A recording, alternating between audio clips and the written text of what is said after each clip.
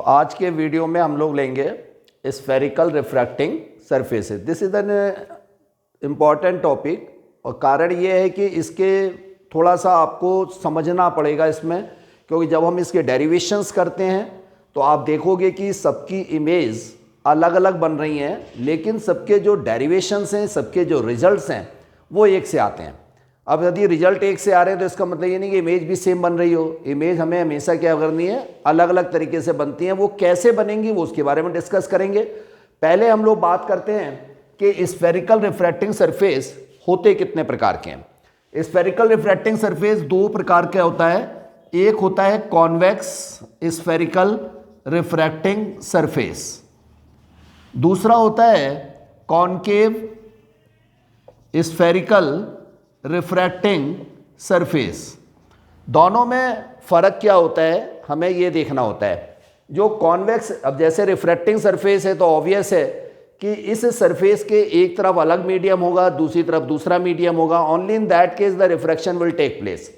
अब जैसे convex spherical refracting surface की बात करें तो ये जैसे हमने एक सरफेस ली, इसका ये जो उभरा हुआ पार्ट होता है इसको हमेशा हम लोग कॉन्वेक्स पार्ट कहते हैं, राइट। और जो ये अंदर का जो पार्ट होता है इसको हम लोग हमेशा कॉनकेव पार्ट बोलते हैं इसको।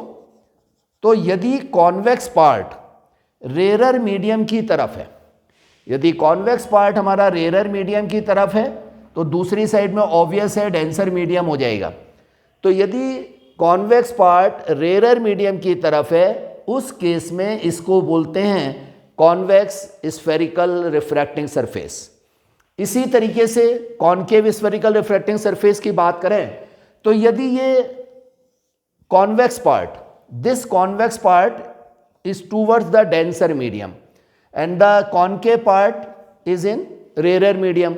तो यदि कॉन्वेक्स पार्ट डेंसर मीडियम की तरफ है और रेरर पार्ट की तरफ हमारा कॉनकेव पार्ट है रेरर मीडियम की तरफ, then this is known as concave spherical refracting surface.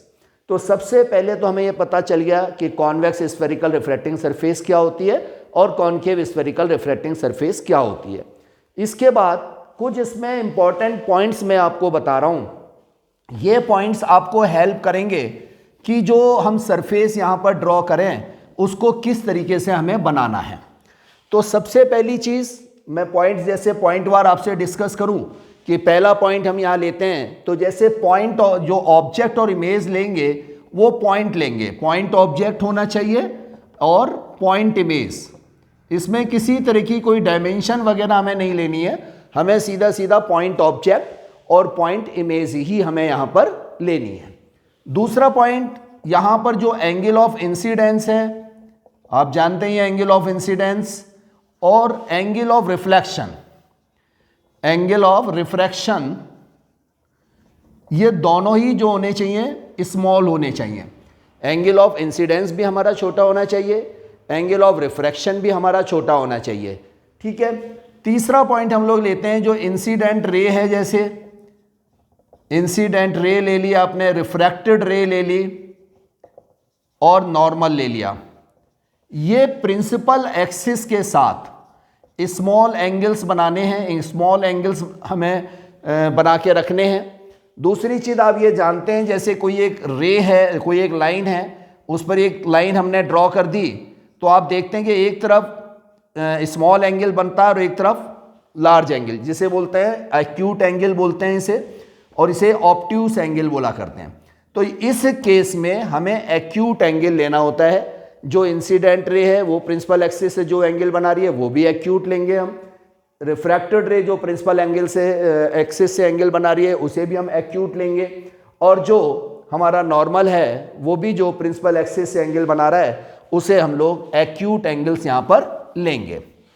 Next point जो है, जो आपको ध्यान रखना है कि यहाँ पर जो कॉन्वेक्स स्फेरिकल रिफ्रैक्टिंग सरफेस है ये दोनों तरह की इमेज बनाती है, रियल भी और वर्चुअल भी।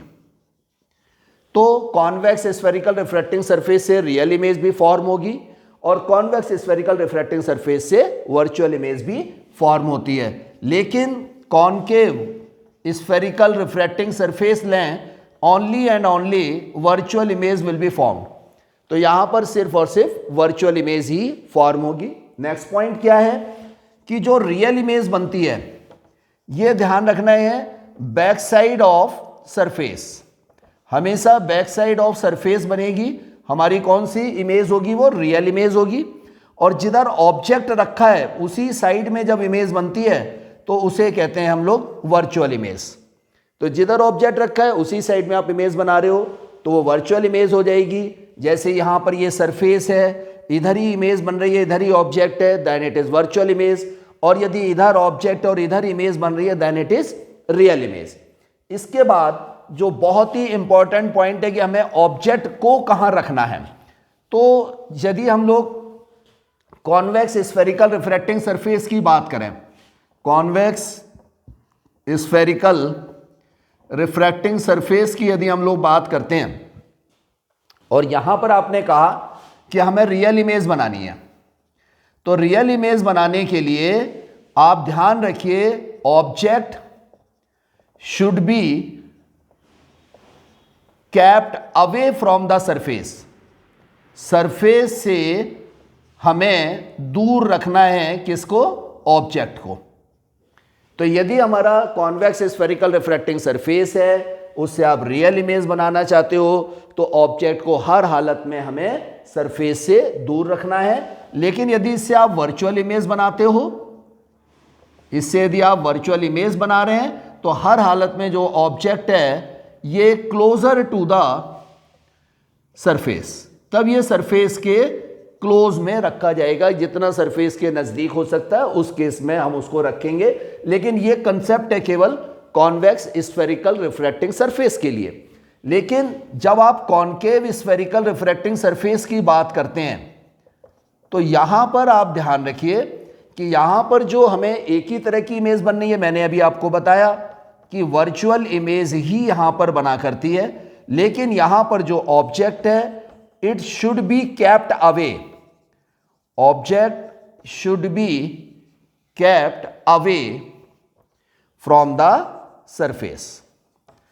तो ये कुछ पॉइंट्स हैं जिनको आपको ध्यान रखना है। इनको ध्यान रखते हुए यदि हम इमेज ड्रॉ करेंगे तो बहुत आसानी से इमेज ड्रॉ हो जाएगी, उसमें कहीं कोई दिक्कत नहीं आएगी, क्योंकि डेरिवेशन का जो कंसेप्ट है, जो तरीका है, वो लगभग सबका सेम है।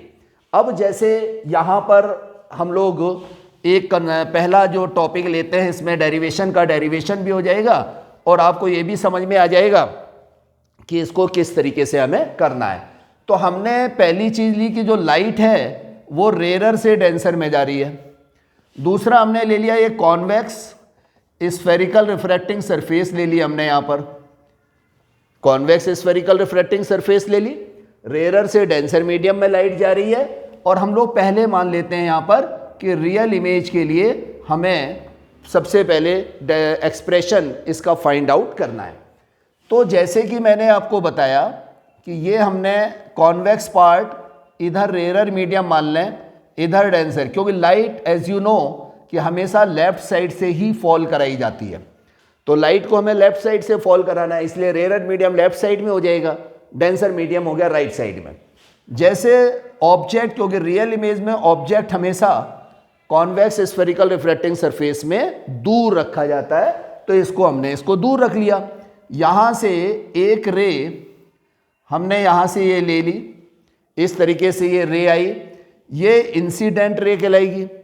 अब हमने यहाँ पर एक नॉर्मल आपने ड्रॉ करा। नॉर्मल जब भी किसी स्फेरिकल सरफेस पर आप ड्रॉ करते हैं, तो हो सकता है आप जानते हो नहीं जानते हो, लेकिन आप समझ लीजिए, जब भी हम इस स्फेरिकल पार्ट का जो कोई ना कोई सेंटर होगा, उस सेंटर को स्फेरिकल पार्ट के जिस पॉइंट से भी हम ज्वाइन कर देंगे, वो एक नॉर्मल की तरह बिहेव करेगा। तो ये नॉर्मल हो जाता है, इसे मान लीजिए पॉइंट ए मान लिया। अब लाइट जानी कैसे चाहिए थी? रे स्ट्रेट जानी चाहिए थी, लेकिन इधर डेंसर मीडियम है तो ये लाइट नॉर्मल की तरफ बैंड हो जाएगी, और नॉर्मल की तरफ जब बैंड हो गई तो यहाँ पर इस तरीके से रे आई, और ये हमने पोजीशन मान ली इमेज की। यहाँ पर ये पोजीशन ऑफ इमेज हो गई। अब एंगल ऑफ इंसिडेंस हमें लिखना है, तो ये हमारा क्या है? इंसिडेंट रे, ये नॉर्मल है, तो इसके जो बीच का एंगल होता है उसे बोला करते हैं एंगल ऑफ इंसिडेंस। इसी तरीके से ये नॉर्मल है, ये हमारी रिफ्रैक्टेड रे है, इनके जो बीच का एंगल होता है इसे बोलते हैं एंगल ऑफ रिफ्रैक्शन। इसके बाद मान लीजिए जो इंसिडेंट रे है, प्रिंसिपल एक्सिस से हमने एक्यूट एंगल ये बन रहा है, इसे अल्फा मान लेते हैं। यहाँ पर जो एक्यूट एंगल हमारी जो रिफ्रैक्टेड रे बना रही है प्रिंसिपल एक्सिस के साथ, उसे आपने बीटा मान लिया। और ये जो नॉर्मल है, ये जो प्रिंसिपल एक्सिस के साथ बना रही है, इसको हमने गामा मान लिया। ये हमने यहाँ पर जो ये पॉइंट है इसको हमने P मान लिया। इस तरीके से सबसे पहले हमने ये फिगर ड्रॉ करी। रेयर मीडियम का रिफ्रैक्टिव इंडेक्स हमने μ1 मान लिया, μ1 is the refractive index of the rare medium, और डेंसर मीडियम का रिफ्रैक्टिव इंडेक्स हमने μ2 मान लिया। ये हमने इनके रिफ्रैक्टिव इंडेक्स ले लिए। आप यदि यही पॉइंट हर समय डालेंगे तो जितने भी डेरिवेशंस हैं सब इसी तरीके से आराम से आप कर सकते हैं। जैसे अब यहाँ पर देखें, सबसे पहले हम ऑब्जेक्ट और सेंटर ऑफ कर्वेचर के साथ ट्रायंगल लेंगे। इन ट्रायंगल OAC, यदि आप OAC में देखें तो एक्सटर्नल एंगल कौन सा है, यहाँ पर I है, तो I इज एक्सटर्नल एंगल।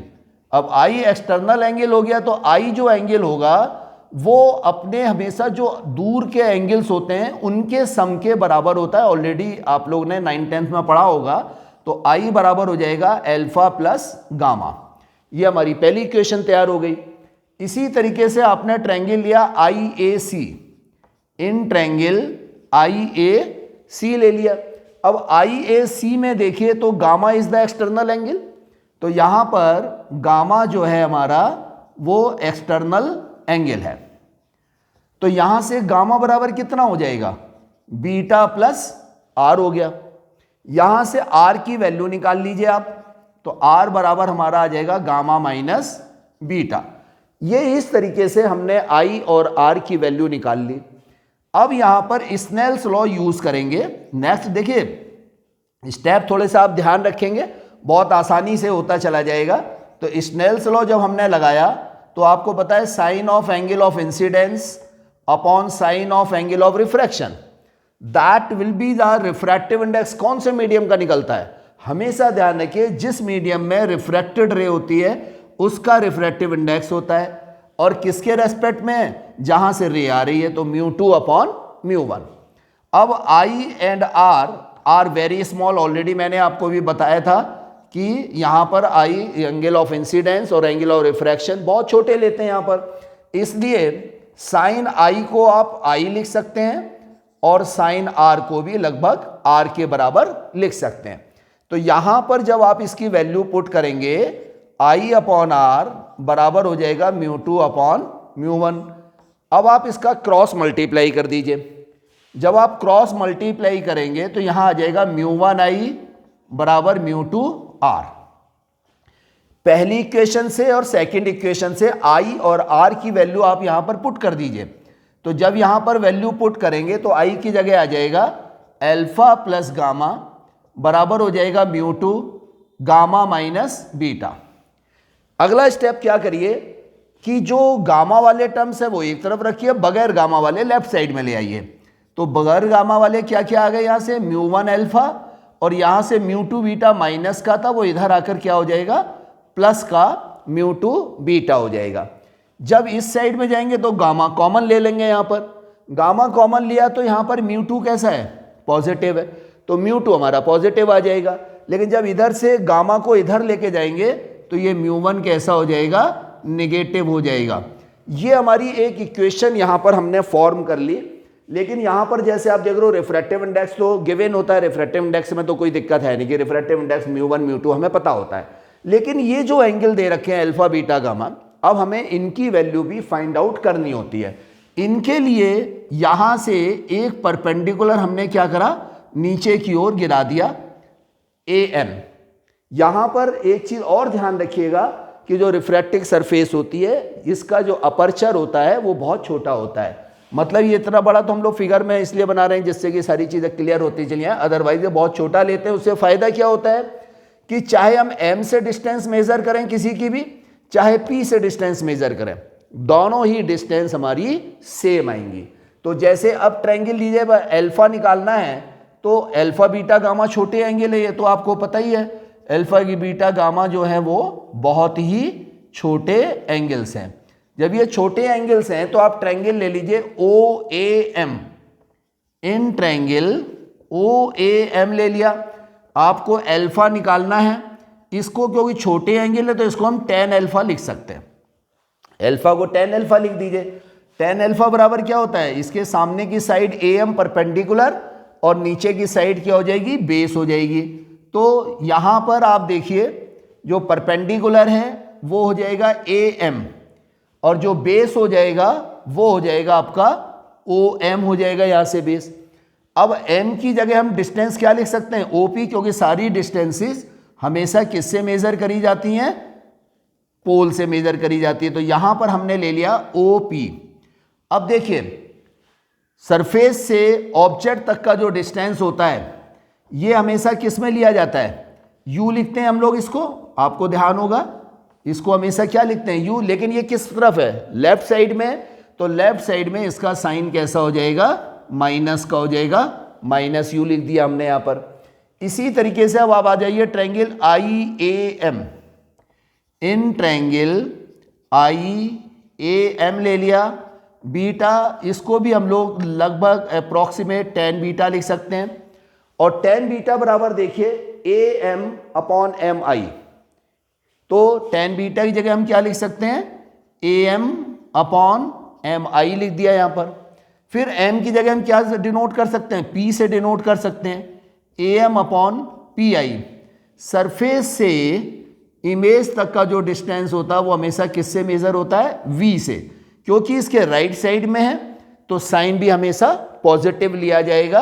तो इसको हम लोग लिख सकते हैं AM/V लिख दिया। अब लास्ट ट्रायंगल ले लिया, ट्रायंगल CAM।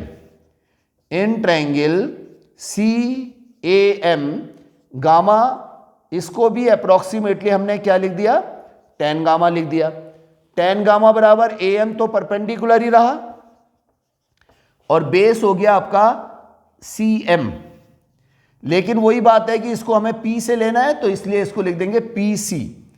ये यहाँ ये सेंटर ऑफ कर्वेचर है तो ऑब्वियस है ये रेडियस ऑफ कर्वेचर हो जाएगा यहाँ से यहाँ तक PC। और ये भी राइट साइड में है तो इसको हमने लिख दिया AM/R। अब जो है इस थर्ड इक्वेशन के